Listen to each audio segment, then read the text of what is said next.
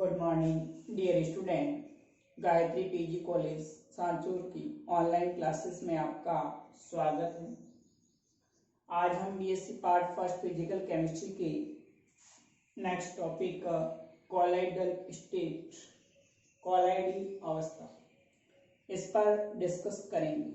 इससे पहले वीडियोस में हमने द्रव क्रिस्टल जो लिक्विड क्रिस्टल है उसकी बात की थी। उसके अंदर लिक्विड क्रिस्टल क्या होते हैं, कितने प्रकार, उसका क्लासिफिकेशन, और उसके अंदर श्वार्म जो थ्योरी दी गई थी उसके बारे में डिस्कस किया था। तो आज हम नेक्स्ट कॉलाइडल स्टेट, जो कॉलाइडी अवस्था है, यहाँ पर सबसे पहले थॉमस ग्रैहम नामक एक साइंटिस्ट था। उन्होंने बताया कि जो पदार्थों के अंदर द्रव माध्यम में विसरण का अध्ययन किया था कि जो पदार्थ होते हैं वो लिक्विड स्टेट के अंदर किस प्रकार से उनके अंदर विसरण का गुण होता है। तो विसरण का अध्ययन किया था इन्होंने, और उस आधार पर पदार्थ को दो रूपों में वर्गीकृत किया था। एक होते हैं क्रिस्टलोइड और दूसरा होता है कॉलॉइड। इन्होंने पदार्थ के दो रूप बताए कि जो पदार्थ होता है, जो विसरण का गुण जिन लिक्विड के अंदर पाया जाता है, वो दो भागों के अंदर उनको वर्गीकृत किया गया, एक क्रिस्टलोइड और दूसरे कॉलॉइड। क्रिस्टलोइड पदार्थ क्या होते हैं? वे पदार्थ जिनके विलयन जंतु तथा पादप कोशिका झिल्ली से बड़ी तीव्रता से गुजर जाते हैं। यानी वे पदार्थ जिनके विलयन जो होते हैं वो पादप कोशिका झिल्ली या फिर जंतु कोशिका झिल्ली है, उसमें से बड़ी तीव्रता से गुजर जाते हैं, तो उनको उन्होंने क्या कहा? क्रिस्टलोइड कहा। जैसे यूरिया है, कार्बोहाइड्रेट है, सोडियम क्लोराइड है आदि। और दूसरा इन्होंने कहा कॉलॉइड, वे पदार्थ होते हैं जिनका विलयन जंतु कोशिका झिल्ली में से या फिर पादप कोशिका झिल्ली में से मंद गति से विसरित होता है, धीमी गति से उसमें से विसरण होता है, तो उनके लिए उन्होंने वर्ड दिया था कॉलॉइड। जैसे स्टार्च, जिलेटिन, प्रोटीन, ये जो पदार्थ है इनको कॉलॉइड कहा गया। तो फिर आगे जाकर के और इनके बारे में स्टडी की गई, तो उन कॉलॉइड पदार्थ को कॉलॉइड पदार्थ न करके उनको क्या नाम दिया गया? कॉलॉइडल स्टेट नाम दिया गया, कॉलॉइडी अवस्था नाम। ये जो कॉलॉइडी अवस्था है एक विस्मांगी निकाय होता है जिसमें दो प्रावस्थाएं होती है, एक प्रक्षिप्त प्रावस्था और दूसरा प्रक्षेपण माध्यम, डिस्पर्स्ड फेज और डिस्पर्स्ड मीडियम। यानी जो कॉलॉइडी अवस्था होती है, कॉलॉइडल स्टेट जो होती है, उसके अंदर जो पदार्थ होते हैं द्रव अवस्था के अंदर दो अलग अलग प्रावस्थाओं में उपस्थित रहेंगे, एक प्रक्षिप्त प्रावस्था के रूप में और दूसरा प्रक्षेपण माध्यम के रूप में। डिस्पर्स्ड जो फेज होती है, प्रक्षिप्त जो प्रावस्था होती है, उसमें विलय के जो कण होते हैं, और प्रक्षेपण माध्यम जो होता है वो सॉल्वेंट होता है, विलय के उसके अंदर डिजोल्व रहते हैं। तो जो प्रक्षिप्त प्रावस्था यानी जो विलय के कण प्रक्षेपण माध्यम के अंदर घुले हुए रहते हैं, तो इस प्रकार का जो विस्मांगी निकाय होता है उसके लिए इन्होंने कॉलॉइडी अवस्था या फिर इसके लिए कॉलॉइडी सॉल्यूशन कहा गया। तो कॉलॉइडी विलयन के लिए फिर आगे जाकर के एक परिभाषा ली गई कि कॉलॉइडी विलयन वे विलयन होते हैं या एक ऐसा विस्मांगी निकाय होता है जिनमें 10⁻⁻7 to 10⁻⁻4 सेंटीमीटर प्रक्षिप्त प्रावस्था के जो कण होते हैं वो प्रक्षेपण माध्यम के अंदर घुले रहते हैं। तो इस प्रकार का अवस्था है, इस प्रकार का जो विलयन होता है उसको कॉलॉइडी विलयन कहा जाता है। तो देखिए इसकी परिभाषा, देखिए परिभाषा में कॉलॉइडी विलयन जो होता है, कॉलॉइडी सॉल्यूशन होता है, इसकी क्या परिभाषा होती है? ऐसे विस्मांगी निकाय जिसमें 10⁻⁷ सेंटीमीटर से 10⁻⁻⁴ सेंटीमीटर आकार के कण प्रक्षिप्त अवस्था के रूप में प्रक्षेपण माध्यम में विस्तृत रहते हैं, ऐसा विलयन कोलाइडी विलयन कहलाता है। तो कोलाइडी विलयन के अंदर दो फेज हुए, एक तो प्रक्षिप्त प्रावस्था और दूसरा प्रक्षेपण माध्यम। तो एक ऐसा विस्मांगी निकाय होता है जिसमें 10⁻⁻⁷ ये साइज पार्टिकल्स की जो होती है 10⁻⁷ सेंटीमीटर से 10⁻⁴ सेंटीमीटर आकार के जो कण होंगे प्रक्षेप प्रावस्था के, वो प्रक्षेपण माध्यम के अंदर विस्तृत रहते हैं, घुले हुए रहते हैं, तो ऐसा विलयन कोलाइडी विलयन कहलाता है। प्रक्षेप प्रावस्था के अंदर विलय पदार्थ के कण की जो साइज 10⁻⁷ से 10⁻⁴ सेंटीमीटर के जो पार्टिकल्स होंगे वो, और प्रक्षेपण जो माध्यम डिस्पर्स जो मीडियम होता है वो क्या होता है, सॉल्वेंट होता है, विलायक इसका माध्यम।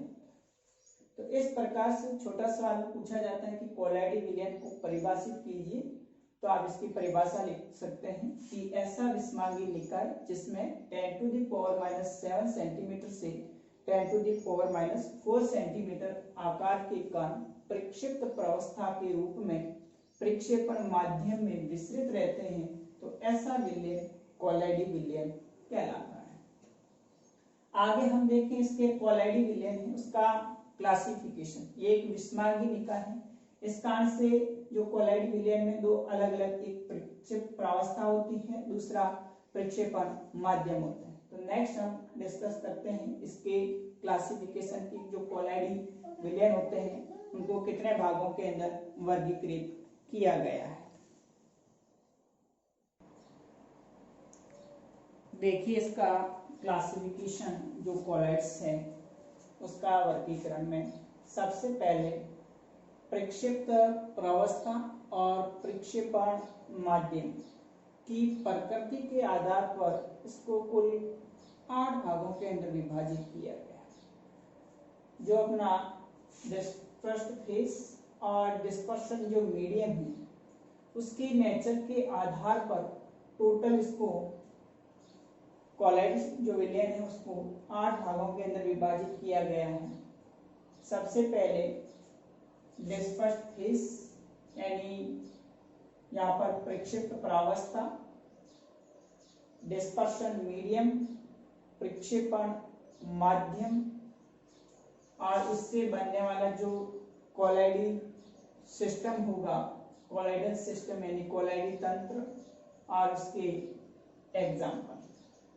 तो देखिए सबसे पहले डिस्पर्शन फेज में प्रक्षिप्त प्रावस्था के रूप में ठोस है और प्रक्षेपण माध्यम वो भी कैसा है, ठोस, यानी जो कण है विलय के कण ठोस रूप में, विलायक भी कैसा है, ठोस, उसके अंदर मिले हुए हैं। तो इस प्रकार का जो कोलाइडी सिस्टम बनेगा उसे ठोस सॉल्ट कहा जाता है। जैसे एग्जाम्पल इसका खनिज, विभिन्न प्रकार के जो मिनरल्स होते हैं, खनिज होते हैं, रूबी कार्ट्स, रंगीन हीरे, कलर जो डायमंड आते हैं, जो विभिन्न धातुएं हैं उनका मिश्रण होता है, तो उनका जो विलयन होता है, कोलाइडल जो सिस्टम होता है उसको हम ठोस सॉल्ट कहा जाता है। दूसरा, जिसमें प्रक्षिप्त प्रावस्था के अंदर विलय के जो कण है वो ठोस रूप में, जबकि प्रक्षेपण माध्यम में वो कैसा है, द्रव अवस्था के, यानी ठोस है वो द्रव के अंदर घुले हुए हैं, सॉल्वेंट के अंदर। तो इस प्रकार का जो कोलाइडी विलयन बनेगा उसको क्या कहा जाता है, सिंपल सॉल्ट कहा जाता है। इनमें दोनों ठोस ठोस सॉलिड सॉलिड थे, इसलिए कोलाइडी सिस्टम को सॉलिड सॉल्ट कहा गया। इसमें डिस्पर्स्ड फेज जो है वो सॉलिड है, जबकि डिस्पर्शन जो मीडियम है वो क्या है, लिक्विड है। तो इससे बनने वाला जो कोलाइडी सिस्टम होगा उसको क्या कहा जाता है, सॉल्ट कहा जाता है। जैसे पेंट्स, विभिन्न प्रकार के जो हम कलर कर किए जाते हैं, पेंट्स किए जाते हैं, स्टार्च है, आर्सेनिक सल्फाइड है, सोना है, आदि का जो जल के अंदर कोलाइड विलयन होता है वो कैसा कहलाता है? सॉल कहलाता है। तीसरा, प्रक्षेपित प्रावस्था जो है ठोस है और प्रक्षेपण माध्यम कैसा है? गैस है। यानी जो विलय के कण वो विलय किस फॉर्म में है? गैस फॉर्म में, उसके अंदर घुले हुए हैं। इस प्रकार का जो कोलाइडिक तंत्र होगा उससे क्या कहा जाता है? एरोसोल यानी वायुसोल कहा जाता है। और वायुसोल के अंदर एग्जाम्पल देखिए, धुआं। जैसे धुआं होता है तो धुएं के अंदर छोटे छोटे कण होते हैं, पार्टिकल्स होते हैं, गैसेस के अंदर घुले हुए रहते हैं। तो इस प्रकार का जो धुआं या फिर धूलभरी जो आंधियां होती है वो कैसा कोलाइड विलयन कहलाएगा? वायुसोल या फिर उसको एरोसोल कहा जाता है। नेक्स्ट फोर्थ है जिसमें प्रेक्षित प्रावस्था के रूप में विलय के कण है वो द्रव के रूप में, जबकि डिस्पर्शन फेज होता है वो किसके रूप में? सॉलिड के रूप में, ठोस के रूप में। विलय के कण ठोस के अंदर घुले। तो इस प्रकार का जो कोलाइडी तंत्र होगा उसको क्या कहा जाता है? जेल कहा जाता है। जैसे पनीर, मक्खन है, दही है, बूट पॉलिश है आदि। इसके अंदर क्या होगा? जो पार्टिकल्स होंगे वो तो कैसे होंगे? लिक्विड फॉर्म के अंदर होंगे, लेकिन उसका जो मीडियम होता है, माध्यम होता है, वो किस रूप में होता है? ठोस फॉर्म में होता है। तो इस प्रकार का जो कोलाइडी सिस्टम होगा, कोलाइडी जो निकाय होगा उसको हम जेल कहेंगे। नेक्स्ट फिफ्थ है डिस्पर्स फेज यानी प्रक्षेप प्रावस्था द्रव के रूप में, और प्रक्षेपण माध्यम वो भी द्रव, दोनों लिक्विड है। विलय और विलायक जो इसके पार्टिकल्स होंगे वो सॉल्वेंट में डिजोल्व रहते हैं, तो दोनों लिक्विड स्टेट में है। तो इस प्रकार का जो कोलाइडी सिस्टम होगा उससे पाइस या फिर इमल्सन कहा जाता है। जैसे दूध है, क्रीम है, पायसीकृत तेल है आदि। दूध है, क्रीम, तो इसमें क्या होता है? अलग अलग पायस में भी हम आगे पढ़ते हैं दो प्रकार का, जल का तेल में और तेल का जल के। नेक्स्ट छठा है प्रेक्षित प्रावस्था लिक्विड फॉर्म में। पार्टिकल जो विलय के कण होंगे वो तो द्रवावस्था में रहेगी, लेकिन उसका जो माध्यम होगा, प्रक्षेपण जो माध्यम है वो किस रूप में है? गैस रूप में। द्रव है वो गैस के अंदर घुला हुआ। तो इस प्रकार का जो कोलाइडी सिस्टम बनेगा उसको लिक्विड एरोसोल कहा जाता है। द्रव वायुसोल कहा जाएगा। जैसे कोहरा है, सर्दियों के अंदर जो कोहरा है, या फिर अभी जो बारिश के मौसम में बादल बनते हैं, तो उसमें क्या होता है कि जो लिक्विड है, द्रव है, वो तो क्या होता है, उसके जो पार्टिकल्स होते हैं, कण होते हैं, वो विलय के रूप में किसके अंदर घुले हुए रहते हैं? गैस के अंदर घुले हुए रहते हैं। तो इस प्रकार का जो कोलाइडी सिस्टम बनेगा उसको हम लिक्विड एरोसोल कहेंगे। नेक्स्ट 7 है गैस और ठोस यानी प्रक्षेप प्रावस्था यानी विलय के कण गैस रूप में किसके अंदर घुले हुए हैं? जो सॉल्वेंट है, विलायक है, उसका माध्यम क्या है? ठोस है, यानी प्रक्षेपण जो माध्यम है वो ठोस है। तो इस प्रकार का जो कोलाइडी विलयन बनेगा उसको हम ठोस झाग या इसको फैन कहा जाता है, सॉलिड फैन कहा जाएगा। इसका एग्जांपल देखिए, केक, ब्रेड, रबर, शुष्क समुद्री झाग यानी झावा जो पत्थर होता है वो भी कैसा होता है? ठोस झाग होता है, जिसके अंदर गैस के जो पार्टिकल्स होते हैं वो ठोस के अंदर, ठोस जो माध्यम है उसके अंदर विलय रहते हैं। नेक्स्ट 8 है गैस द्रव प्रक्षेपित जो प्रावस्था है वो तो क्या है? गैस है, और प्रक्षेपण जो माध्यम है वो क्या है? द्रव, यानी जो गैस ये कण होते हैं, जो पार्टिकल्स होते हैं वो द्रव माध्यम के अंदर घुले रहते हैं। तो इस प्रकार का जो कोलाइडी सिस्टम होगा उसको हम सिंपल झाग कहा जाता है। सामान्य जो झाग होते हैं, जैसे अपन कपड़े धोते हैं तो साबुन से हैं, शेविंग बना लेते हैं तो जो क्रीम वाले झाग उत्पन्न होते हैं वो जर्दी आदि। तो ये जो सॉल्यूशन बनता है, विलेन जो बनता है, उसको हम क्या कहते हैं, सिंपल झाग कहा जाता है। तो इस प्रकार से डिस्पर्स्ड फेज प्रक्षेपण माध्यम, प्रक्षेप प्रावस्था और डिस्पर्शन मीडियम प्रक्षेपण माध्यम की प्रकृति के आधार पर जो कोलैडी विलेन है उसको टोटल 8 भागों के अंदर डिवाइडेशन कर रखा। एग्जाम में सवाल कभी पूछा जाता है कि कोहरा या बादल किस प्रकार का कोलैडी विलेन है, तो कोहरा और बादल जो होता है वो द्रव वायु सोल होता है, जिसमें द्रव यानी जो विलय है उसके कण गैस के अंदर विलायक जो सॉल्वेंट है डिस्पर्शन मीडियम उसके अंदर घुले रहते हैं। तो इस प्रकार का जो कोलैडी विलेन होता है उसको हम द्रव वायु सोल लिक्विड एरोसोल कहा जाता है, जो कि इसका एग्जाम्पल कोहरा और बादल। एक बार और भी एग्जाम में सवाल पूछा था, झावा पत्थर जो होता है वो किस प्रकार का कोलैडी विलेन है, तो झावा पत्थर के अंदर जो डिस्पर्स्ड फेज होता है वो क्या होता है, गैस होता है, और डिस्पर्शन जो मीडियम होता है वो ठोस होता है, अर्थात जो गैस के पार्टिकल्स होते हैं वो ठोस विलायक के अंदर घुले रहते हैं। तो इस प्रकार का कोलैडी विलेन ठोस झाग या फैन कहलाता है, जिसका एग्जाम्पल है झावा पत्थर। इस प्रकार से आप इनके जो एग्जाम्पल्स है और किस प्रकार का कोलैडी सिस्टम बनता है, प्रक्षेपण माध्यम और प्रक्षेप प्रावस्था के आधार पर हम इसको टोटल 8 भागों के अंदर डिवाइड करते हैं।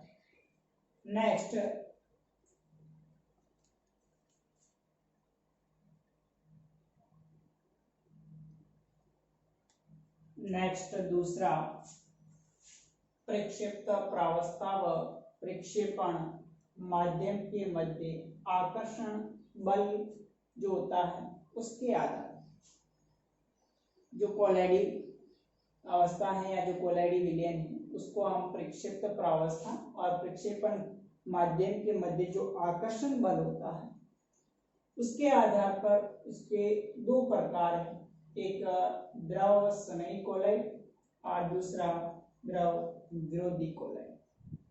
ये जो आकर्षण के आधार पर प्रक्षेप्त प्रावस्था और प्रक्षेपण माध्यम के मध्य जो आकर्षण होता है उसके आधार पर जो क्लासिफिकेशन है वो इम्पोर्टेंट है, क्योंकि इसमें जो प्रक्षेपण माध्यम होता है, डिस्पर्शन जो मीडियम होता है वो हमेशा लिक्विड फॉर्म में होगा, द्रव के रूप में होता है। इस कारण से इसको हम सॉल्व भी कहा जाता है। तो ये 2 प्रकार के होते हैं, एक द्रव स्नेही कोलैड या सॉल्व और दूसरा द्रव विरोधी कोलैडी सॉल्व। द्रव स्नेही कोलैड क्या होते हैं, ऐसे कोलैडी विलेन जिनमें प्रक्षेप्त प्रावस्था और प्रक्षेपण माध्यम जो कि द्रव रूप में से प्रबल आकर्षण रखती है, यानी जो डिस्पर्शन मीडियम है वो डिस्पर्स्ड फेज के साथ में प्रबल आकर्षण रखती है।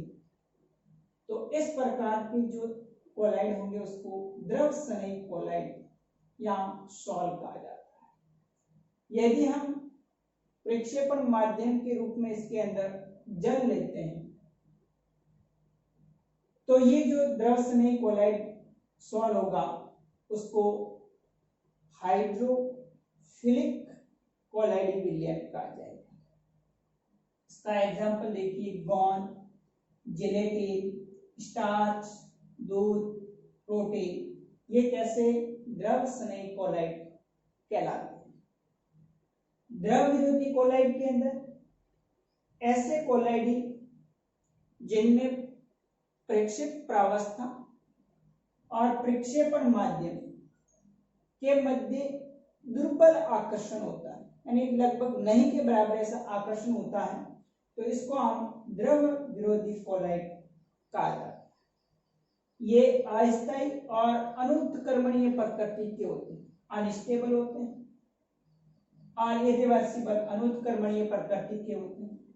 यदि हम यहाँ पर प्रक्षेपण माध्यम के रूप में जल ले तो इससे बनने वाला जो कोलाइडी विलयन होगा वो हाइड्रोफोबिक कोलाइडी सॉल्यूशन कहलाएगा।